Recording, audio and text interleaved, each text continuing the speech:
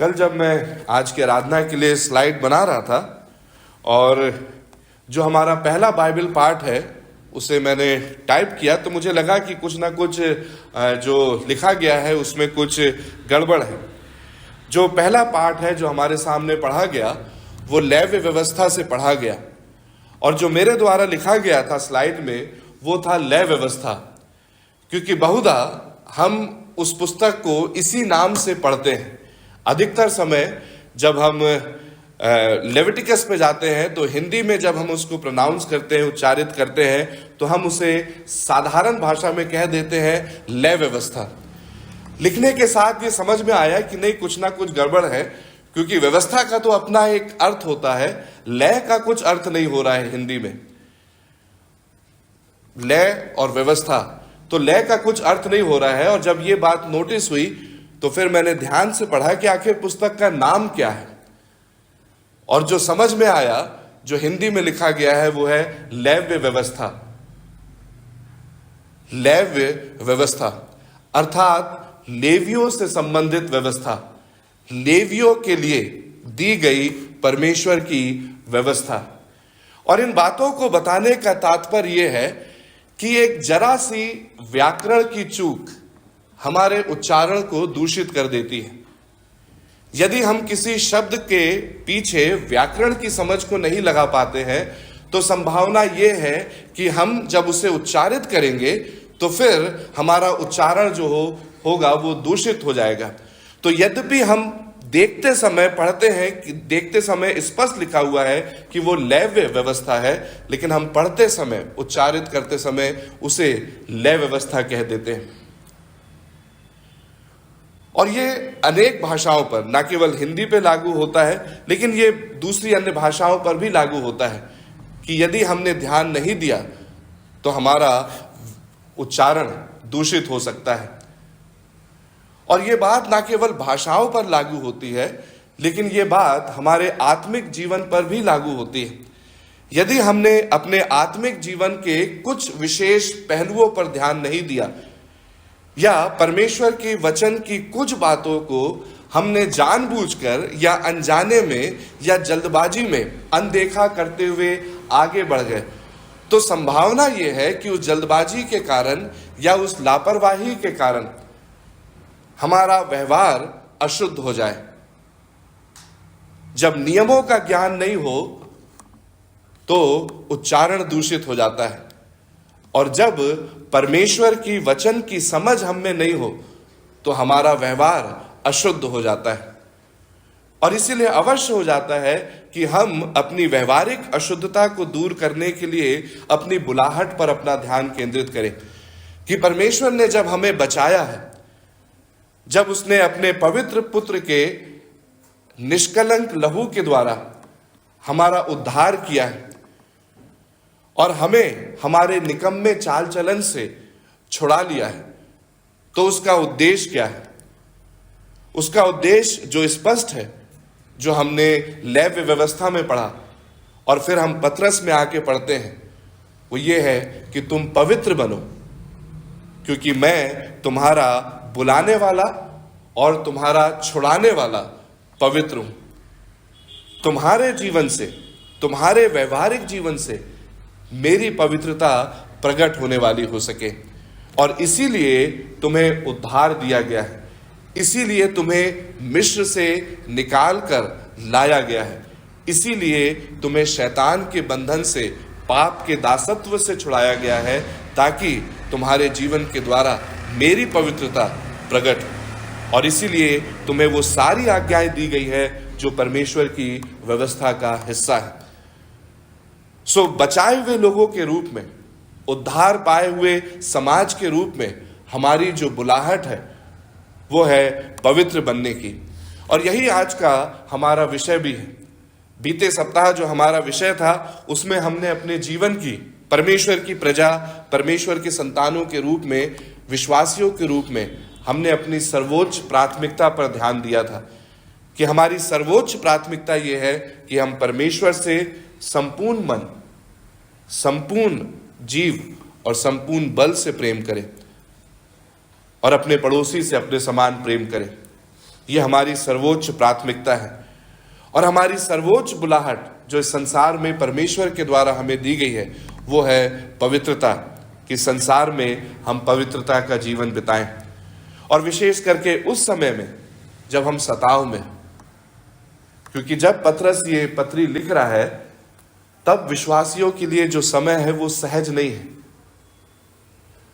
उनकी संपत्ति उनसे छीन ली जा रही है, उनके साथ हिंसक व्यवहार किया जा रहा है, अन्याय और अत्याचार का अनुभव वो अपने प्रतिदिन के जीवन में करते हैं और वो सताव से बचने के लिए अन्य जातियों के मध्य में तितर बितर हो चुके हैं। अलग अलग स्थानों में उन्होंने शरण ली है, अलग अलग संप्रदाय और जातियों के बीच में इन विश्वासियों को परमेश्वर ने सताव के द्वारा भेज दिया है। और इन अन्य जातियों के मध्य में पतरस उन्हें उनकी बुलाहट को स्मरण दिलाता है कि सताव का समय है, विपरीत परिस्थितियां हैं, लेकिन और तुम अन्य जातियों के मध्य में हो, उन संस्कृतियों के मध्य में हो जो वचन के अनुसार स्थापित नहीं है, लेकिन इन तमाम परिस्थितियों में भी तुम्हें उसी बुलाहट के अनुसार जीवन जीना है जिसके लिए तुम बुलाए गए हो, अर्थात पवित्रता का जीवन। सो विपरीत परिस्थितियों में परमेश्वर के विरुद्ध जो संस्कृतियां हैं उनके बीच में हम इस बुलाहट में विश्वास योग्य ठहरे। यही आज हमारे इस वचन के मनन का उद्देश्य है। सो हमारी सर्वोच्च बुलाहट पवित्रता की है। और पहली चीज जो हम यहां से सीखते हैं वो है परमेश्वर की पवित्रता की समझ। बीते सप्ताह जब हम मनन कर रहे थे तो हमने देखा था कि हमें यह समझना होगा कि हम कौन हैं। यदि हमें परमेश्वर से प्रेम करना है और यदि हमें अपने पड़ोसी से अपने समान प्रेम करना है तो ये सहज नहीं है। और इन बातों के करने के लिए हमें प्रतिदिन इस बात का निश्चय होना चाहिए कि हम कौन हैं, हम परमेश्वर की संतान हैं, क्योंकि यही समझ, यही परिचय हमें विवश करेगी कि हम परमेश्वर से और अपने पड़ोसियों से प्रेम कर सकें। और आज उससे अलग हम सीखते हैं, यदि हम पवित्रता की बुलाहट को अपने जीवन में पूरा करना चाहते हैं तो हम फिर अपने ऊपर ध्यान केंद्रित नहीं करते हैं, क्योंकि हमारा जीवन तो तमाम प्रकार की अशुद्धताओं से, अपवित्र बातों से भरा हुआ है। और यदि हम इस बुलाहट को पूरा करना चाहते हैं तो हमें परमेश्वर पर ध्यान केंद्रित करना होगा और परमेश्वर की पवित्रता को समझना होगा। बिना परमेश्वर की पवित्रता को समझे इस संसार में कोई भी विश्वासी पवित्र जीवन नहीं बिता सकता है। और आज्ञा भी यही दी गई है हमें पतरस में या लय व्यवस्था में, पवित्र बनो क्योंकि मैं पवित्र हूं। सो परमेश्वर की पवित्रता की समझ। और ये नई बात नहीं है, हम वचन के जानने वाले हैं। पूरा की पूरा वचन परमेश्वर की पवित्रता के विषय में हमें सिखाता है। यदि हम प्रारंभ करना चाहें तो उत्पत्ति के 3 अध्याय से कर सकते हैं। परमेश्वर पवित्र है, जिसका परिणाम यह होता है कि वो पापियों को अपनी उपस्थिति से निकाल देता है। यद्यपि वो उनसे प्रेम करता है और यद्यपि वो उनके साथ अनुग्रह की वाचा बांधता है और इस प्रतिज्ञा को करता है कि स्त्री के वंश से एक आएगा जिसके बलिदान के द्वारा वो मनुष्यों को उनके पापों से छुड़ाएगा, लेकिन फिर भी वो अपनी पवित्रता से समझौता नहीं करता है और अदन की वाटिका से आदम और हवा को निकाल देता है। जब हम 6वें अध्याय में जाते हैं उत्पत्ति के, तो फिर हम इस संसार में पाप के बढ़ने के, अधर्म के बढ़ने के वृत्तांत को पढ़ते हैं और पवित्र परमेश्वर उन अधर्मों से जो मनुष्यों के बीच में किए जाते हैं दुखित होता है और अपनी पवित्रता के कारण अपने न्याय को प्रकट करता है और 40 दिन के जल प्रलय के द्वारा संपूर्ण मानव जाति को वो मिटा देता है। जब वो मिस्र से अपने लोगों को छुड़ा कर लेकर निकलता है तो अपनी पवित्र उपस्थिति का एहसास उन्हें वो प्रदान करता है और स्पष्ट कहता है कि कोई भी जिस पर्वत पर मैं उतरूंगा, निर्गमन 19वां अध्याय, यद्यपि तुम तैयार हो लेकिन फिर भी तुम उस पवित्र पर्वत पर नहीं आ सकते हो। जब उसने अपने लोगों के मध्य में डेरा किया निवास स्थान बनाया गया, तंबू बनाया गया, तो उसमें बाड़े लगाए गए। पवित्र स्थान और महापवित्र स्थान, और महापवित्र स्थान में कोई नहीं प्रवेश कर सकता था। महायाजक जो वर्ष में एक बार प्रवेश करता था, वो भी पश्चाताप के लहू के साथ प्रवेश किया करता था। यशाया जब पवित्र परमेश्वर का दर्शन देखता है तो वो आत्मिक रूप से आहत होता है और जोर से चिल्लाकर कहता है कि हाय मुझ पर, मैंने पवित्र परमेश्वर को अपनी आंखों से देखा है, मैं अभागा हूं, क्योंकि अब मेरा जीवित रह पाना सुनिश्चित नहीं है। और इसी रीति से जब प्रभु यीशु मसीह पतरस से मिलते हैं और नाव पर उसे ये एहसास होता है कि जिसके सामने वो खड़ा हुआ है वो पवित्र परमेश्वर का पुत्र है, तो पतरस इस बात को कहता है कि हे प्रभु, तू मुझसे दूर चला जा। सो सारा की सारा वचन परमेश्वर की पवित्रता को हमें बताता है और हमें यह समझाता है कि किसी भी मनुष्य के लिए परमेश्वर की पवित्र उपस्थिति में आ पाना या उसकी पवित्रता का अनुभव कर पाना सहज बात नहीं है। इब्रानियों का लिखने वाला कहता है यह भयानक बात है कि हम पवित्र परमेश्वर की उपस्थिति में आए। यह भयानक बात है, क्योंकि कब हमारे से पवित्र परमेश्वर का अपमान हो जाए और उसका दंड हमें मिल जाए। हमारा परमेश्वर भस्म करने वाली आग है और वो किसी भी अशुद्ध और अपवित्र वस्तु को अपने समीप नहीं आने देता है। परमेश्वर की पवित्रता की समझ हम में होनी चाहिए। और क्या है फिर परमेश्वर की पवित्रता? बहुत सारी बातें हो सकती है, लेकिन कुछ बातों को यदि हम समझें तो इस प्रकार से हो सकती है। पवित्र परमेश्वर, जिसका अर्थ होता है कि वो अलग है, वो हम में से एक नहीं है, वो इस ब्रह्मांड का हिस्सा नहीं है, वो हम सब से, सृष्टि की सृजित तमाम वस्तुओं से अलग है। उसे हम सृष्टि की किसी वस्तुओं से दिखा नहीं सकते हैं, उसकी तुलना इस संसार के किसी वस्तु से या किसी जंतु से नहीं कर सकते हैं। वो ब्रह्मांड से, विश्व से पूर्णतः अलग है। साथ ही साथ जब हम उसकी पवित्रता पर मनन करते हैं तो हम वचन की बातों से जो सीखते हैं वो ये है कि वो तमाम प्रकार की अशुद्धताओं से परे है। उसके मन में किसी भी प्रकार की अशुद्धता उत्पन्न नहीं होती है। उसमें किसी भी प्रकार का छल, कपट या बुराई नहीं पाई जाती है। हम में जो अशुद्धता पाई जाती है, इस संसार में जो अशुद्धता पाई जाती है, उन तमाम प्रकार की अशुद्धताओं से वो परे है, अनैतिकता से परे है। वो कुछ भी ऐसा नहीं करता है जो किसी व्यक्ति के लिए या किसी वस्तु के लिए या किसी भी जीव के लिए गलत हो। वो अशुद्धताओं से परे परमेश्वर है। उसके निर्णय किसी भी रीति से दोषपूर्ण नहीं ठहराए जा सकते हैं। उसकी युक्तियों में किसी भी प्रकार का छल और कपट और मनुष्यों के प्रति किसी भी प्रकार की बुराई नहीं पाई जाती है। वो अन्याय से परे है।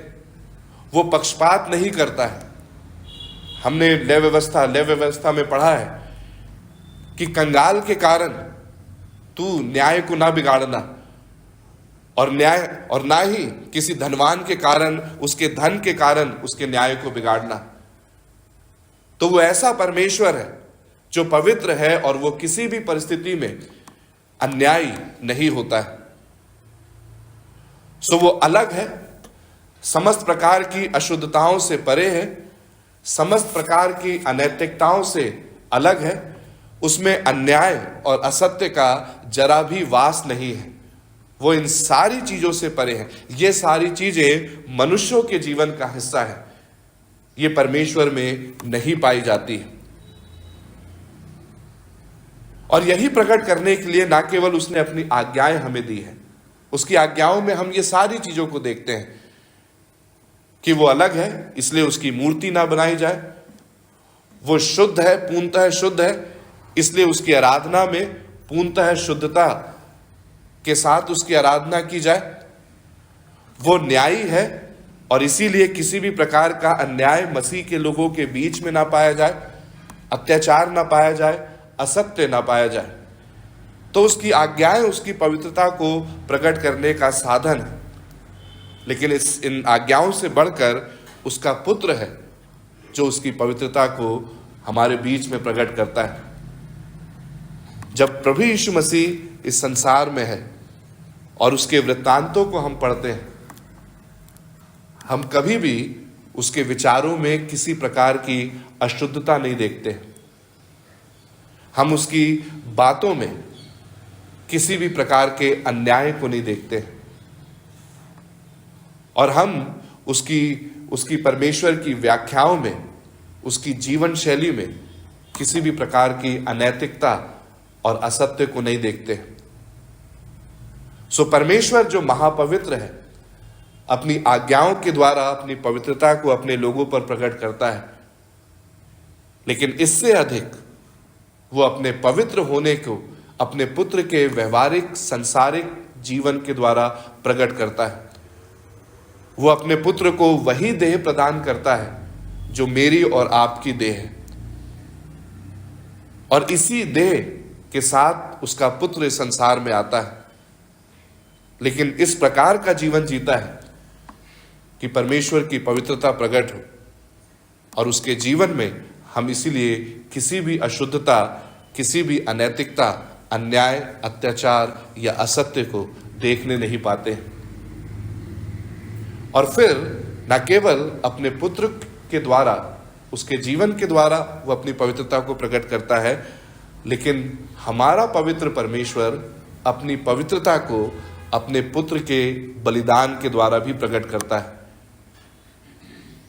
केवल ये ना समझे हम कि क्रूस जो है वो परमेश्वर के प्रेम का प्रतीक है। केवल यही नहीं है क्रूस की सच्चाई। क्रूस की सच्चाई यह भी है कि परमेश्वर न्यायी है, और क्रूस की सच्चाई यह भी है कि परमेश्वर किसी भी परिस्थिति में अपनी पवित्रता से समझौता नहीं करता है।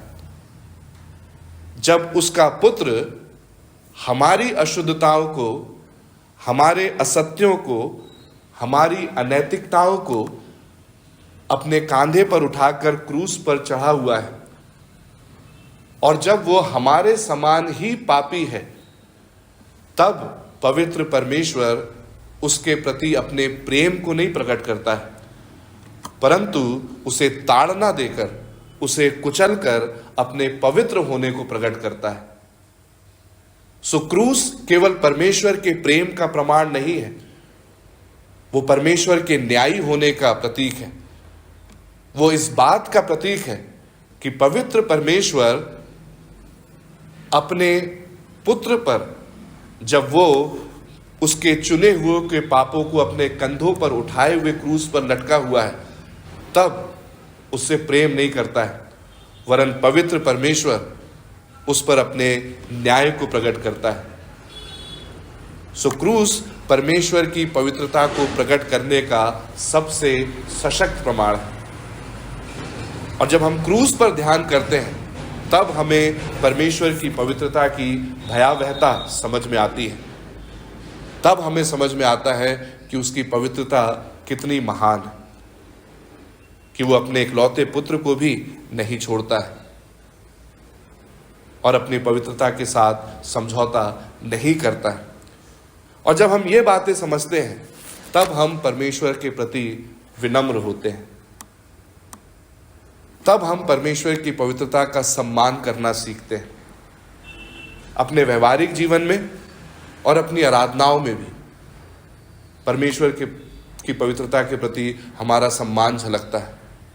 और यदि हम अपने व्यवहारिक जीवन में, अपनी आराधनाओं में परमेश्वर की पवित्रता के प्रति अपने सम्मान और गंभीरता को प्रकट करने में असफल हो रहे हैं, उसका एक मूल कारण जो है वो ये है कि हम में परमेश्वर की पवित्रता की समझ नहीं है।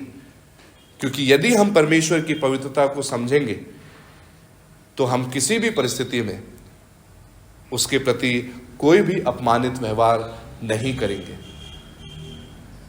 और उसकी पवित्रता की समझ सदैव हमें उसके अधीन लेकर आएगी और उसके प्रति हमें विनम्र बनाएगी। सो ये पहली चीज है जो हम यहां से सीखते हैं कि पवित्र बुलाहट की पूर्ति के लिए अवश्य है कि हम परमेश्वर की पवित्रता को समझें, उसके वचन के द्वारा समझें और प्रभु यीशु मसीह के बलिदान में उसकी पवित्रता को प्रकट होते हुए देखें। और दूसरी चीज जो हम इसी हिस्से से सीखते हैं वह है जीवन के प्रत्येक आयाम में जिस पवित्रता की हम बात कर रहे हैं, जिस बुलाहट को हम पूरा करने की बात कर रहे हैं, वो हमारे प्रत्येक जीवन के प्रत्येक आयाम पर लागू होती है।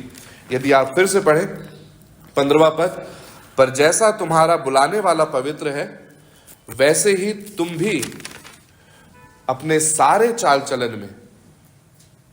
हमारे संपूर्ण जीवन की बात हो रही है, हमारे पूरे मानवीय जीवन की बात हो रही है। हमारे जीवन का कोई भी ऐसा पहलू नहीं हो जहां पर परमेश्वर की पवित्रता का प्रभाव हम में ना दिखे और हम में परमेश्वर की पवित्रता ना झलके। तो सारे चाल चलन में पवित्र बनो, क्योंकि लिखा है पवित्र बनो क्योंकि मैं पवित्र हूं। और जब हम सारे चाल चलन की बात करते हैं, कुछ भागों में इसे विभाजित किया जा सकता है। प्रारंभ हम कर सकते हैं हृदय से, विचारों की शुद्धता। क्योंकि जब बात होती है पवित्र जीवन की तो शुरुआत होती है हृदय से, और हृदय के विषय में बाइबल की शिक्षाओं से हम परिचित हैं। हृदय के विषय में परमेश्वर का वचन हमें सिखाता है कि सबसे अधिक अपने मन की रक्षा करना, सबसे अधिक। क्यों? क्योंकि इस मन में एक असाध्य रोग लगा हुआ है।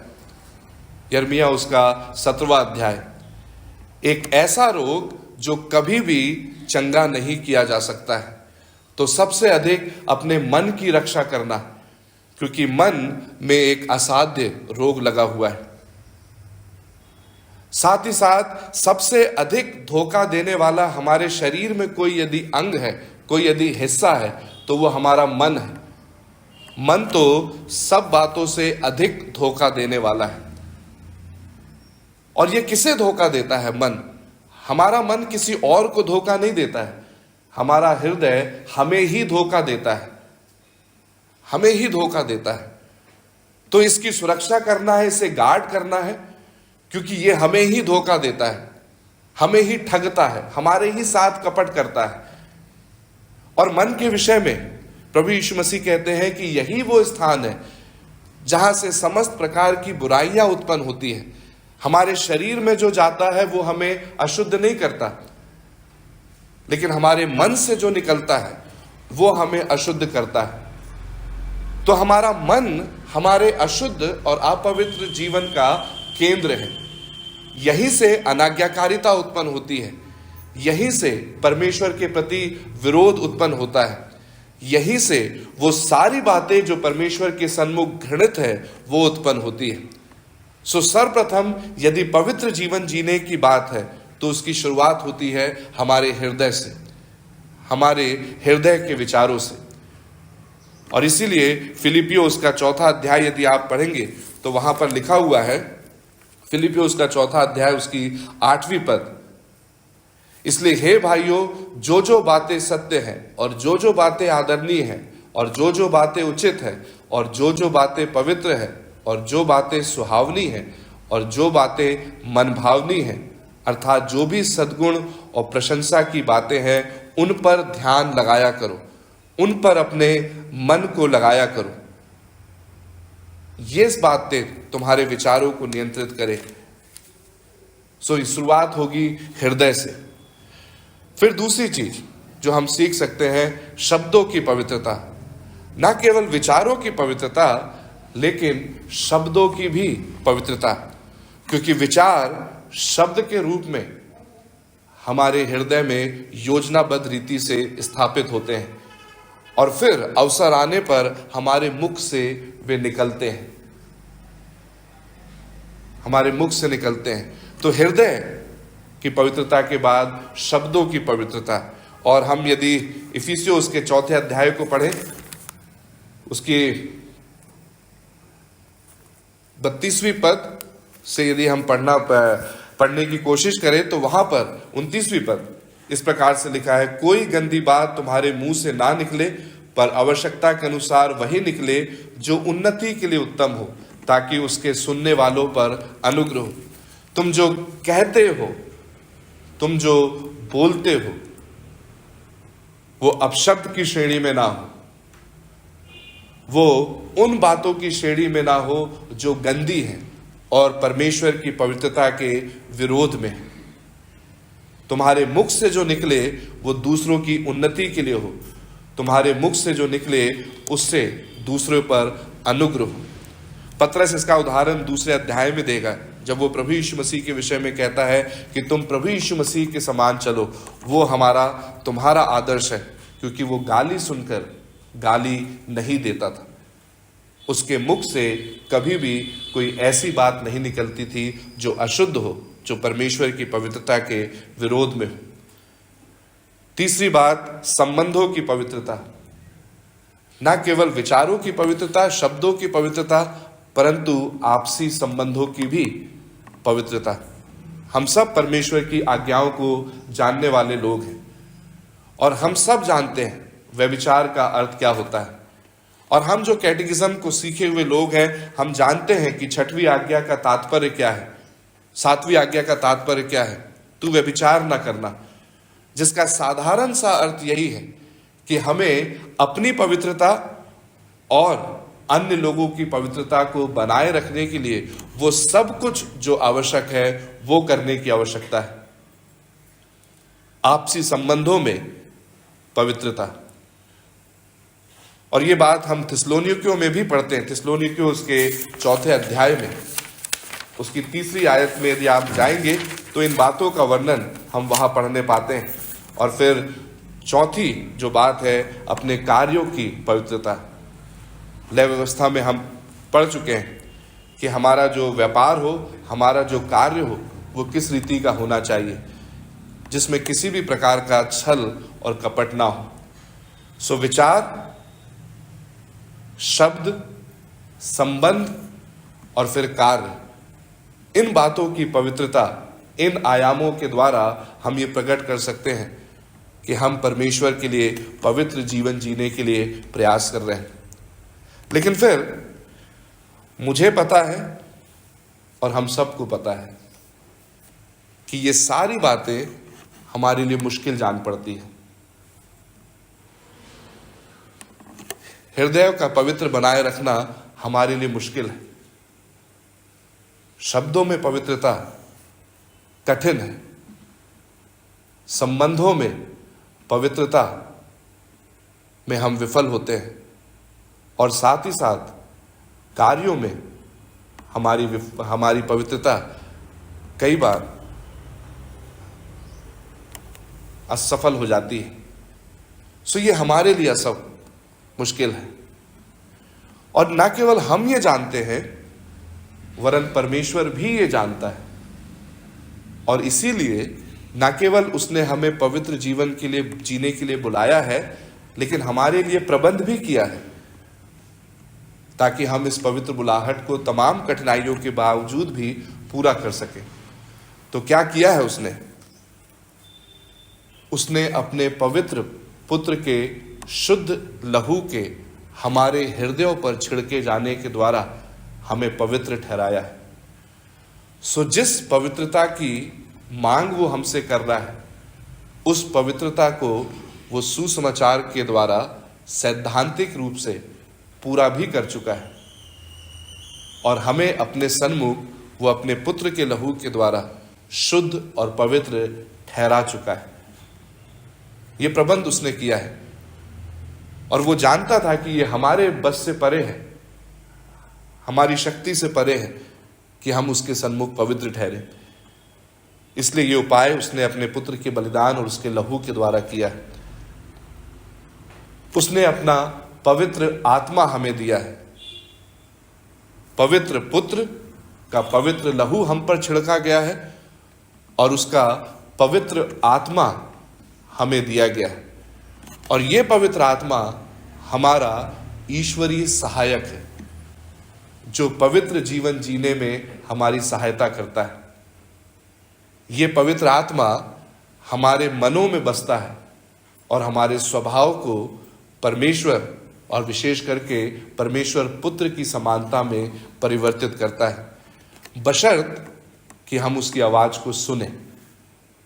हम इतने व्यस्त हैं कि पवित्र आत्मा के कार्य को अपने हृदय में अनदेखा करते हैं। हम इतने व्यस्त हैं कि सोचने के पहले, बोलने के पहले, संबंधों में और कार्यों में कुछ कहने या कुछ करने से पहले हम पवित्र आत्मा की आवाज को सुने। चूंकि हम उसकी आवाज को नहीं सुनते हैं, इसीलिए पवित्र जीवन जीने में हम विफल भी हो जाते हैं। अन्यथा परमेश्वर ने अपनी ओर से तो हमारे लिए एक पवित्र सहायक देके ये प्रबंध कर ही दिया है। भूल या लापरवाही हमारी ओर से नियमित रूप से जारी है और उसने अपना वचन, पवित्र वचन भी दिया है। सो पवित्र पुत्र, पवित्र आत्मा और पवित्र वचन, और ये पवित्र वचन हमें हर एक वो बात सिखाता है जो हमारे जीवन के लिए आवश्यक है। दाऊद कहता है कि मैंने तेरे वचन को अपने हृदय में रख छोड़ा है ताकि तेरे विरुद्ध पाप ना करूं। और साथ ही साथ उसने पवित्र लोगों की, संतों की संगति भी हमें प्रदान करी है। कलीसिया हमें प्रदान करी है। एक दूसरे का सहयोग और एक दूसरे का साथ हमें प्रदान किया गया है ताकि हम उसके सन्मुख पवित्र बने रहें। और जब भी हम किसी भी अपवित्रता की ओर बढ़ते हैं, हम इन्हीं 4 चीजों को भूल जाते हैं।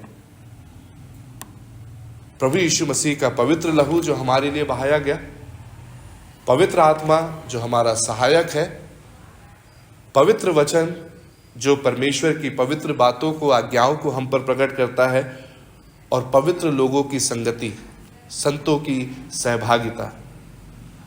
और जब भी हम किसी विशेष प्रकार की अशुद्धता में अपने जीवन को बिताते हैं, शैतान के प्रभाव में, अपनी देह की अभिलाषाओं के प्रभाव में, हम इन 4 चीजों से दूर हो जाते हैं। हम मसीह से दूर होते हैं, पवित्र आत्मा की उपस्थिति से दूर हो जाते हैं, वचन पढ़ना बंद कर देते हैं और संतों की सहभागिता से अपने आप को दूर रखते हैं। परिणामतः उन बदलावों को हम अपने जीवन में अनुभव नहीं कर पाते हैं जो परमेश्वर हम में देखना चाहता है। सो आज सुबह जब हम यहां पर एकत्रित हुए हैं, हम इन बातों को स्मरण करें कि हम क्यों बुलाए गए हैं और किसके द्वारा बुलाए गए। हम पवित्र परमेश्वर के द्वारा बुलाए गए और पवित्र जीवन जीने के लिए बुलाए गए हैं। ये हमारे लिए आनंद की बात है या सौभाग्य की बात है कि परमेश्वर अपनी पवित्रता हमारे जीवन से प्रकट करने का अभिलाषी है। उसने ये अवसर किसी को नहीं दिया। यह अवसर उसने हम चुने हुओं को दिया है जो प्रभु यीशु मसीह के द्वारा बचाए गए हैं। उसकी पवित्रता हम प्रकट करें, यह सौभाग्य है हमारे लिए, यह धन्य बात है हमारे लिए कि उसने हमें इस योग्य जाना है कि हम उसकी पवित्रता और प्रकाश को इस संसार के अंधकार में प्रज्वलित कर सकें। और ये कब होगा? जब हम उसकी पवित्रता को समझेंगे, उसके वचन के द्वारा और उसके पुत्र के बलिदान के द्वारा। क्रूस परमेश्वर के प्रेम को प्रकट करता है और परमेश्वर की पवित्रता को भी प्रकट करता है। जब उसका पुत्र हमारे बदले दोषी ठहरा, हमारे अन्याय, हमारे असत्य और हमारे अनैतिकताओं, अशुद्धताओं को उसने अपने कांधे पर लिया, पवित्र परमेश्वर ने उसके साथ हमारे जैसा ही व्यवहार किया और बिना पक्षपात के उसे वो दंड दिया जो हमारे लिए था। सो क्रूस की समझ परमेश्वर की पवित्रता की समझ को हम में विकसित करती है और फिर परमेश्वर की पवित्रता हमारे जीवन के प्रत्येक आयाम पर लागू होती है। प्रारंभ होता है हृदय के विचारों से, हमारे शब्दों से, हमारे आपसी संबंधों से और हमारे कार्यों में, चाहे वो फिर किसी भी प्रकार का कार्य क्यों ना हो। और हम धन्यवाद दें परमेश्वर का कि उसने हमें अकेला नहीं छोड़ा है इस कार्य को पूरा करने के लिए। उसने अपना आत्मा दिया है जिसके प्रभाव और सामर्थ्य में हम इस बुलाहट को पूरी कर सकते हैं, बशर्ते कि हम उसकी आवाज़ को सुने। कुछ सोचने, कहने और करने से पहले उसकी ओर अपने कान लगाएं और जो वो हमें समझाता है, जो हमें सिखाता है, उन बातों को करने के लिए तत्पर हो, और वही हमें सामर्थ्य देगा कि हम वैसा कर सकें जैसा वो हमें समझा रहा है। तो हम निरुपाय नहीं हैं। परमेश्वर ने पवित्र जीवन के लिए हमारे लिए उपाय किया है। हमें परमेश्वर अधीन भावना प्रदान करे। परमेश्वर हम सब की सहायता करे कि हम वास्तव में पवित्र आत्मा के प्रभाव में पवित्र जीवन परमेश्वर पुत्र और परमेश्वर पिता की महिमा के लिए जी सकें। आइए हम सभी